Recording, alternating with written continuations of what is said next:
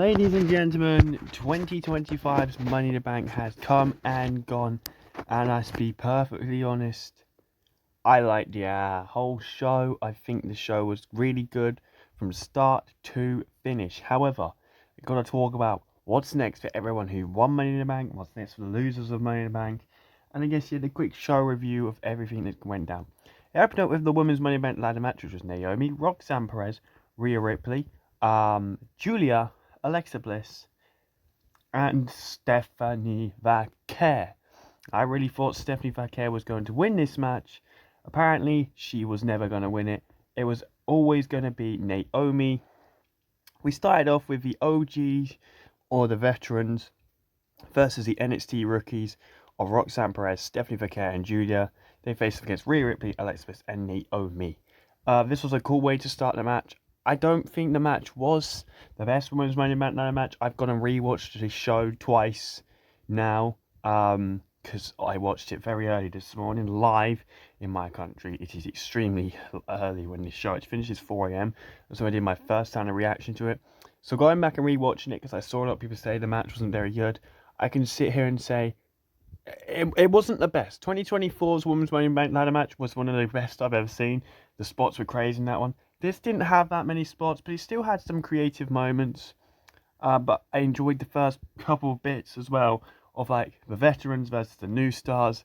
It's like, this is the future we're looking at. Roxanne, Julia, and Stephanie Vaquer. The future is extremely bright for the women's division, especially in the Money in the Bank. Julia and Roxanne, who used to be a tag team because they came up to Monday Night Raw as a tag team, teamed up to take out Rhea Ripley basically during the beginning of the match. They trapped underneath the ladder. Now, there were some problems actually with the ladder, which was very frustrating at first. But look, they're new stars. This is like their first big ladder match. They can be let off. I mean, it happens. It does happen. You can't just have a go at them and everything. I mean, they had a great strategy. They buried Rhea Ripley underneath the ladder. It was perfect. Rhea got buried under like 7 or 8 ladders and was out of the match for like, I don't know, 10 minutes. Then she would come back in. There would be some cool spots. They would add the ladder thing, connecting 2 ladders to each other. And people got the move that they wanted. Stephanie Vaquer, who had competed at Worlds Collide earlier on in the day, which, by the way, was a phenomenal show. Just a quick rundown on that. Stephanie Vaquer and Lola Vice defeated the 2 luchadors. I can't remember their names. I really can't. Sorry. I can't really remember any of the people's names. Apart from Mr. Iguana, who was in the opening match. But yeah, I think AAA won overall in the end. Chad Gable lost to El Helio Vikingo. Javon Evans almost beat Ethan Page, but Ethan Page retained his North American Championship, defeating Laredo Kid. Psycho Clown, by the way, was one of the funniest guys and also craziest guys. But yeah, Stephanie would be in her second match in the day, and we would get the moment where she would hit the Devil's Kiss onto Rhea Ripley on a ladder. It was cool. The crowd were well into it. It was a very fun moment. But for major spots, we had the 2 code reds on the ladder, where Alexa Bliss and Roxanne tried to do it at the exact same time. Roxanne finishes the pop rocks, and Alexa Bliss sometimes uses like the code red or the sunset flip powerbomb.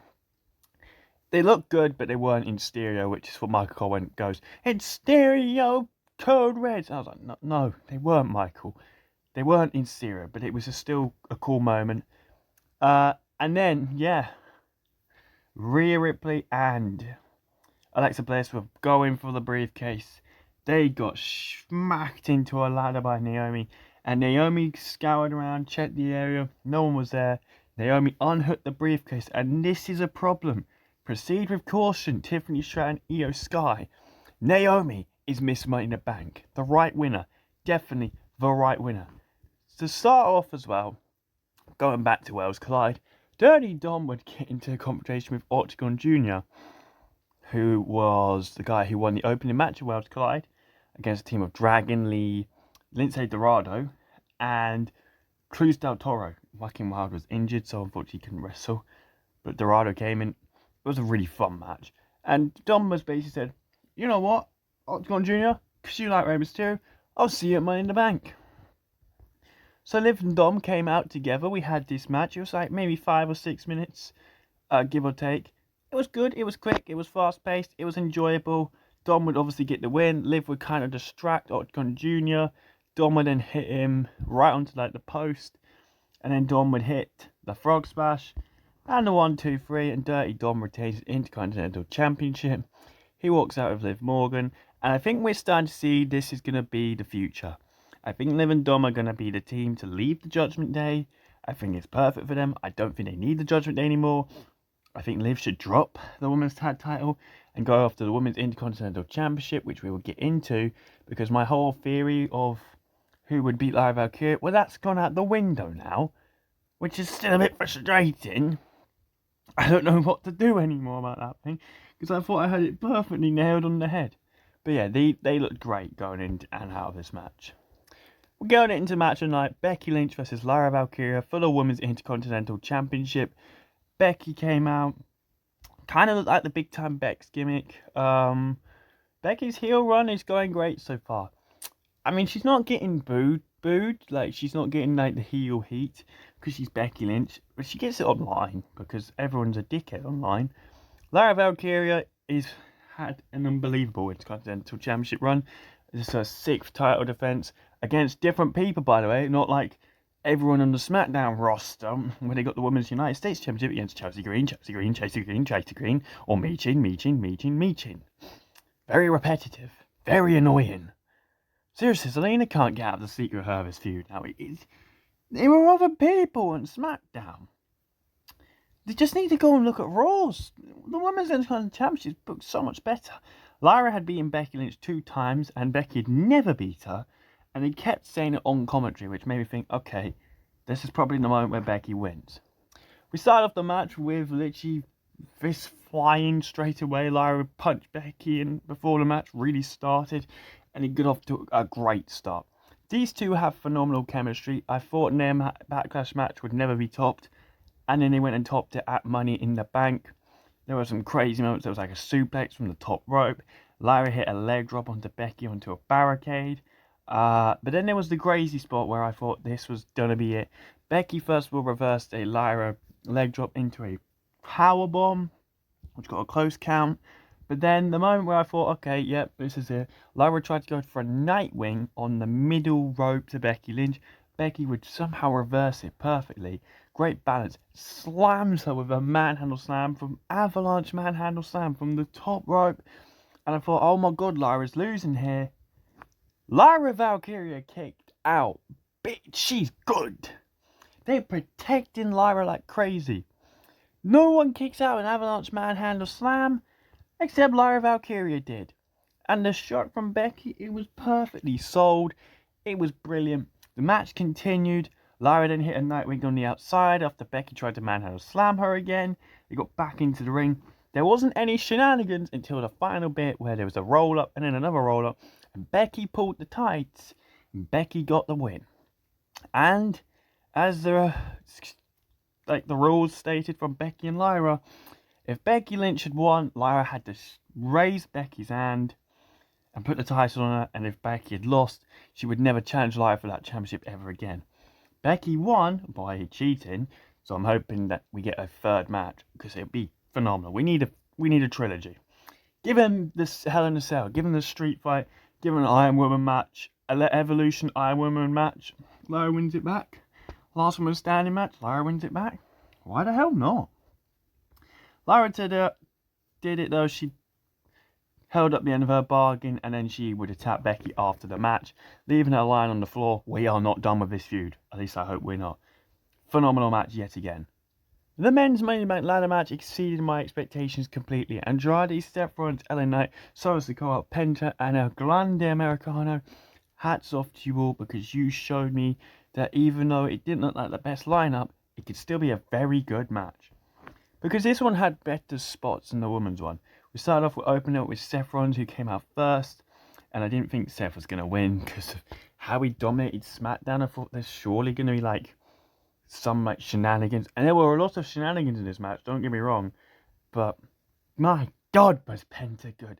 This guy just never gave up, and he was so close to getting their briefcase. I loved him. I turned into an even bigger Penta fan than I already was, and I was rooting for this guy to win the briefcase, and he didn't, and I'm annoyed, but I know the future's still bright for him. What a match from Penta. Same to go for El Grande Americano, aka Chad Gable, who had a phenomenal match against Helio Vikingo just 2 hours before that. And then he did some crazy shit in this match as well. It was awesome. It was awesome. LA Knight, it's never going to be a night, is it? They're never going to give it to LA Knight. They've seen the ceiling apparently that LA Knight's at. And it's a mid-card championship run. Oh, I don't know how I feel about this. He's always the guy who's just there to reach for the briefcase and gets dragged down at the last second. Again, man. But yeah, Grande Americano was really good in this match. Andrade put on a fantastic performance yet again in another match. Showing people why, yeah, the guy doesn't get booked very well, but he's damn good in these matches. And hats off to Solo Sikoa. Solo Sikoa was phenomenal in this. He's funny. He was good in the ring. He tells a story. Oh, and then I mentioned he's funny. I loved him. Again, I became a Solo fan again. I haven't really enjoyed Solo because of his booking since losing to Roman, but this was great. And now he's going to have a story. Because, yeah, we'll get to that in a minute. Andrade would hit a crazy sunset flip powerbomb over the top of a ladder to Chad Gable. And then Penta would hit some kind of like suplex to Seth onto a ladder straight after. Perfect. The spots in this match were way better. Penta would then hit a Canadian Destroyer on top of a ladder to Andrade, basically killing Andrade. And then El Grande Americano, with some of the greatest move I've ever seen, went from one ladder outside the ring to another ladder to stop Penta from winning, which pissed me off because I was really full on with Penta. I was like, go on, Penta, do it. Not having a clue what his story was going to be. Seth called the dogs out. Bronson Reed and Bron Breakker would come out. And my God, did Chad Gable get speared to hell by Bron Breakker. He's probably still on the floor. He's the new Carlito, I guess. He got murked by Bron. Bronson Reed would then tsunami Andrade. LA Knight would get murked by Bron Breakker with a running spear. Everyone got murked by these lot. And then Solo, well, he was absolutely terrified. Oh, and I think Penta took a spear and a tsunami, I think. Or a stump. I can't even remember it. They just killed them all. Solo was terrified. And then Jacob Fatu's music hit. And him and JC Metair will come up and attack Bron Breakker and Bronson Reed. But Bron Breakker and Bronson Reed would still get the upper hand.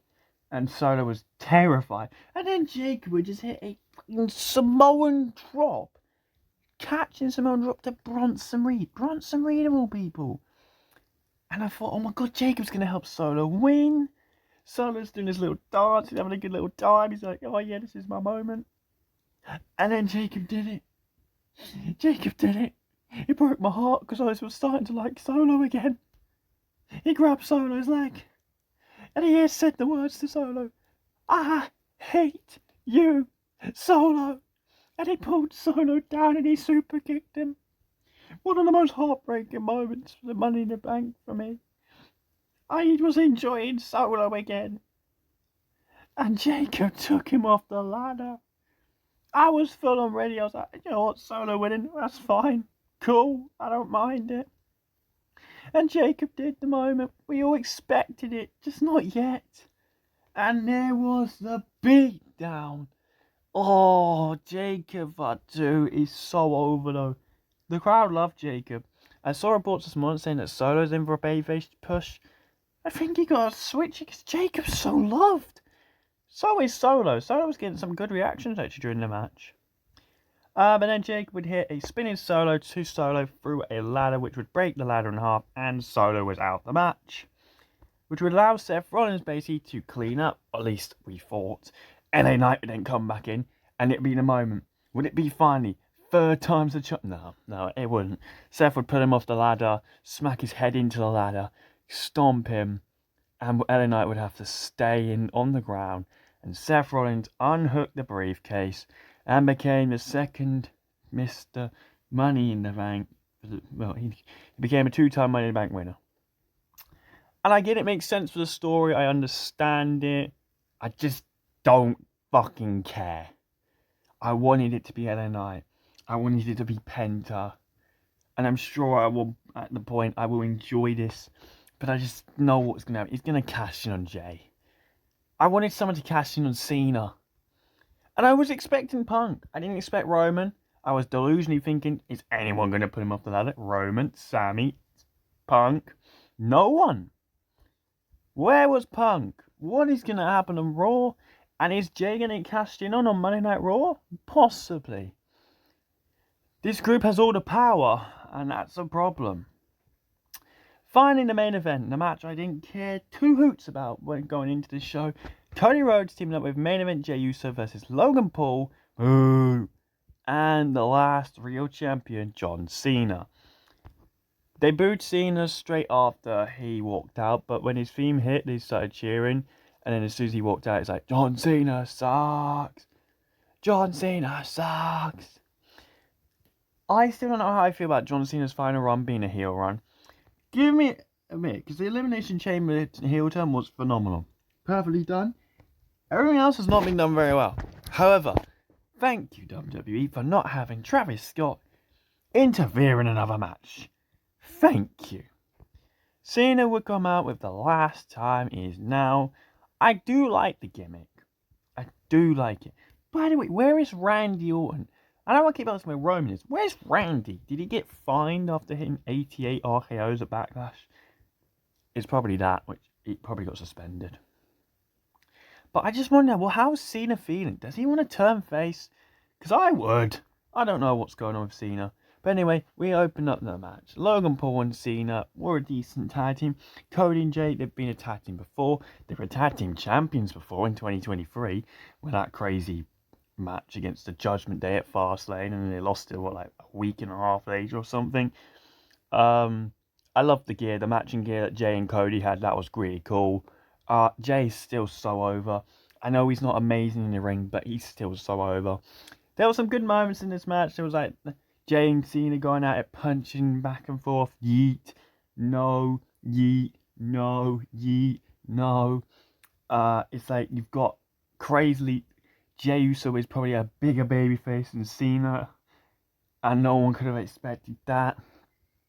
Logan Paul was obviously booed like crazy, but the guy pulled off some mad shit. Cody Rhodes, I'm glad to see he's back. Are we going Cody Cena again? It does look like that. But yeah, Jay would be slow, kind of methodic in this match, trying to use a sleeper hold. Selling the injuries, I guess, from Raw, because he got double tsunami'd from Raw and speared by Braun Breaker. They didn't touch Punk, which again, why the fuck was Punk not at Money in the Bank? They went after Jay. They didn't go after Sammy either. On Monday, they had just attacked Jay 4 times. Why is Punk now doing the Roman of selling an injury for 4 fucking months? Which, by the way, Roman, come back. Go to your job, do your work.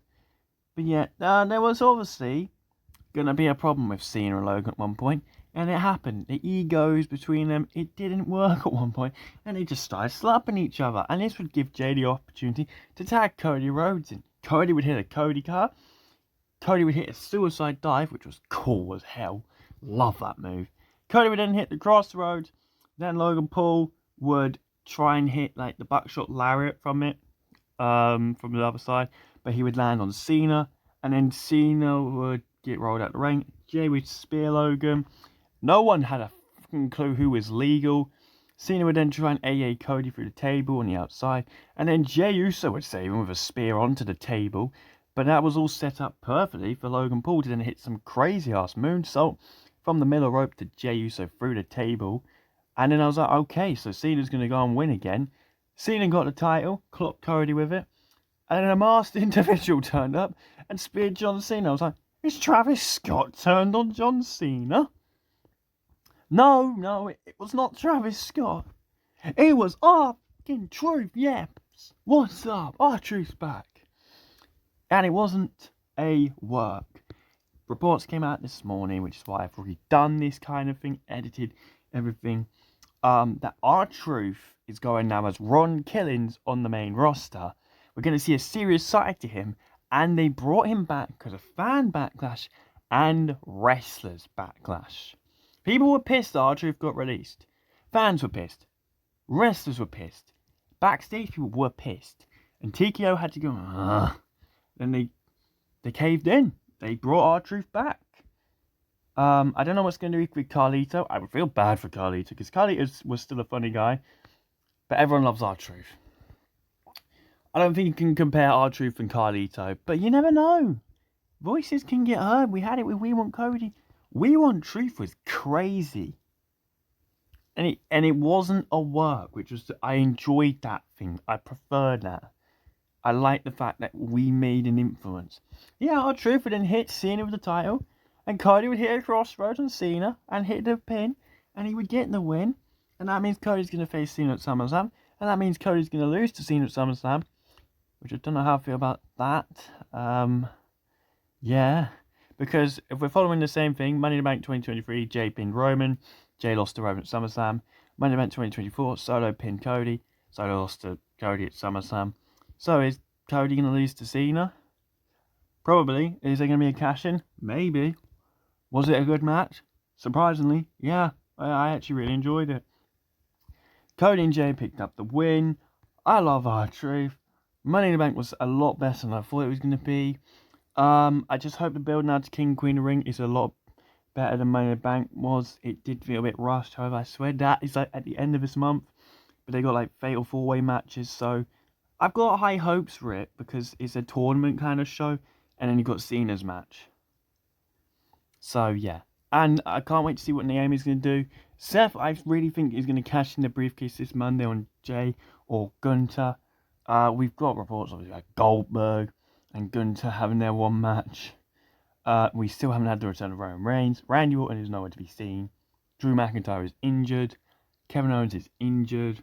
Sami Zayn can't seem to get a world title shot for shit.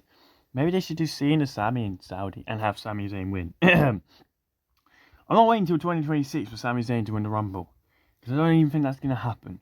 What's going to happen with CM Punk now? What's going to happen with Seth's faction? It's a lot more unpredictable, and wrestling is a lot better. And we got R-Truth back. So yeah, that was the Money in the Bank review. I thought I'd update it a lot better and redo it because yeah, it was 4 in the morning when I posted the first one, and I sounded like shit. So yeah, thank you all for watching, and I guess I'll see you for the Raw review. And hopefully they don't rush to build King and Queen ring. Also, when the fucking hell are we breaking up the Judgment Day?